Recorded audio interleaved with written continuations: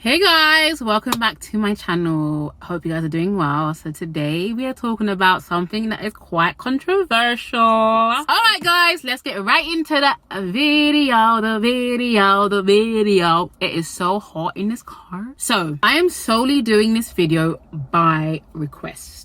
Okay, and the person who told me to do this video told me that they don't want to feel bashed and they don't want to feel judged. And I think there's a lot of people that may be watching this video who are approached by married men on a daily, and I want to say that's not your fault. If a married man wants to be unfaithful and approach you, that's his sin, right? But it then becomes your sin when you entertain that, knowing that he is married. And even if you don't know that he's married, but then you eventually find out, it's also your responsibility to cut it off. I'm not here to judge anybody, but I'm also not going to sugarcoat anything. I'm gonna keep it 100. And as my auntie Rebecca Pope says, if it's not from God, it's not for me. And that's on period. But the truth is, God is never gonna give you somebody else's husband, no matter how many dreams they sell you. And I keep on screaming this, guys, but married men are off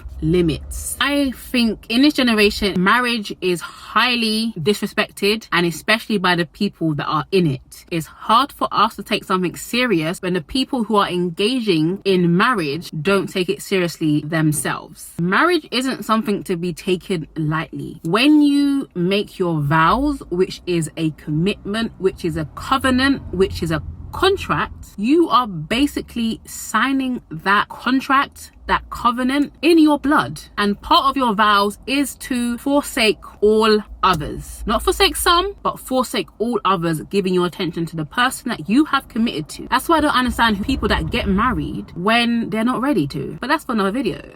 Marriage is supposed to be a bond that cannot be broken. That's why it's so highly esteemed by God, because God says what he's joined together, let nobody separate, let nobody come in between what God has joined. God takes marriage and the marriage bed and the commitment of marriage very, very serious, and we should too. When you make a decision to get married, you don't get married because you feel like it. It's not a decision that's driven by your feelings. It's a decision that is driven by your commitment to that person, to God, to your friends and family. And that commitment doesn't get changed because you changed your mind. The time to actually change your mind was before you said, I do. I do should be two of the most important words you would ever say in your life, and you're supposed to mean it. It's not I could, it's not I might, it's I do, period. And the moment that you say I do, the door shuts on everybody else. And like I said, the reason why married men come onto you isn't always your fault. Most time it isn't even your fault. Usually the men that come onto you are usually missing something in their marriage, but they don't have the balls to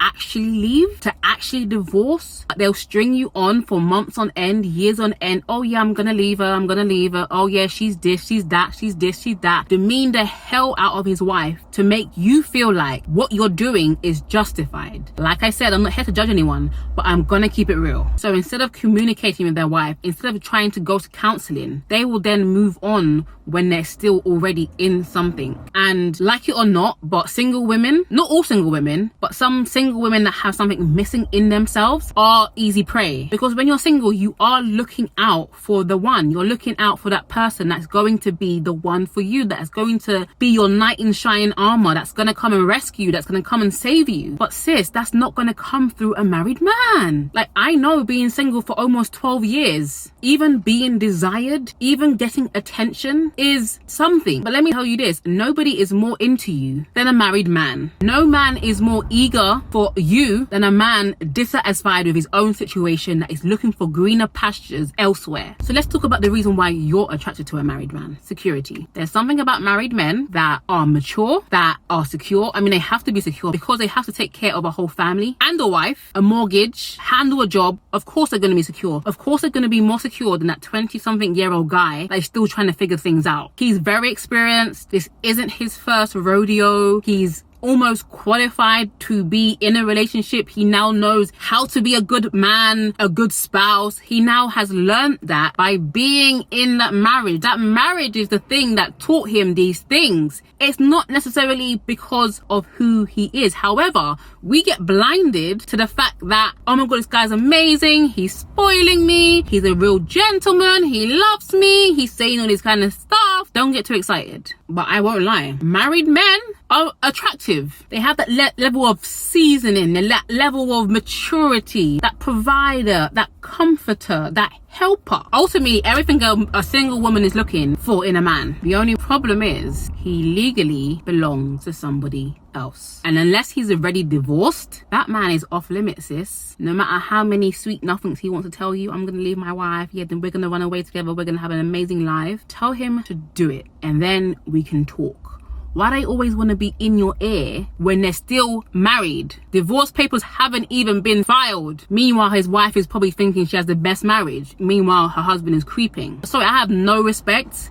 Zero respect for married men coming on single women. I have zero respect for married men cheating. Zero respect. I think it's the most disrespectful thing ever. The best thing that he can do is divorce her if he really wants to divorce her, and stop causing emotional pain to both of you. And I have to say this, and I have to be blunt. When a married man is interested in you, it is a stroke to your ego. It's a massive stroke to your ego. But sis, don't feel special because he is using you. It's not love, it's lust. The person he actually loves is the one he made a commitment to. Don't let him lie to you, sis. And when you truly know as a woman what true love is, you do not settle for anything lower than that. A married man showing you love and attention and being everything that you want is not a compliment, and that is a low standard that you have. No matter what he says, it is not possible for a man to be with two women, and you can't be a girlfriend to someone that has a wife. You're not his girlfriend, sis. You guys are nothing. You guys, in the eyes of God, is nothing. Just someone that has wrecked a home. So he is using you.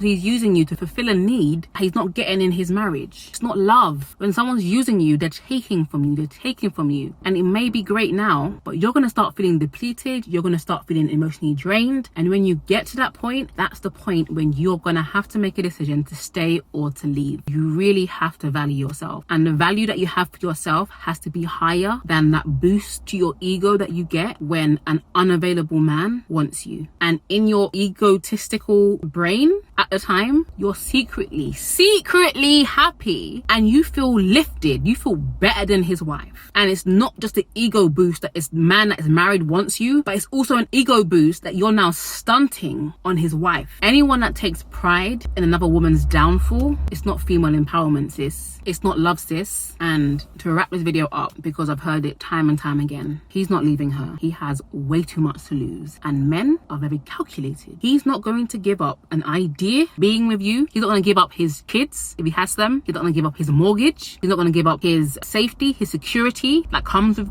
being in a family. He's not going to give up his respect that he gets from his friends and his family and his church or his religious institution. He's not going to give up his soul for you. And maybe I'll be wrong, but only tell me I'm wrong when the divorce actually happens, because in this situation that really happens. He wants his cake and eat it too. He knows that if he puts all of his effort, the effort that he's putting into you, into fixing his marriage, he could probably get his marriage back. But now you're standing in the way of another woman, another sister, having that security, that happy ending that you desire. Let's not be selfish now. Ultimately, marriage is not just physical. Marriage is spiritual, and whatever we bind in heaven shall be bound on earth. You can't come between that. You just can't. So this was a bit of a telling off today. Send this to anyone that you may feel needs it. Let's not be stumbling blocks in the way of each other. Let's genuinely love each other, but also know that what God's gonna give you is gonna be 100% yours. You're not gonna get 50%. God's not going to do you wrong, but you have to know how to let this go. Love yourself. I know you probably invested so much into this person. Count your losses. What's on the other side is better than what you've had or what you're currently experiencing. Be blessed, guys, and have a good day. Bye, guys.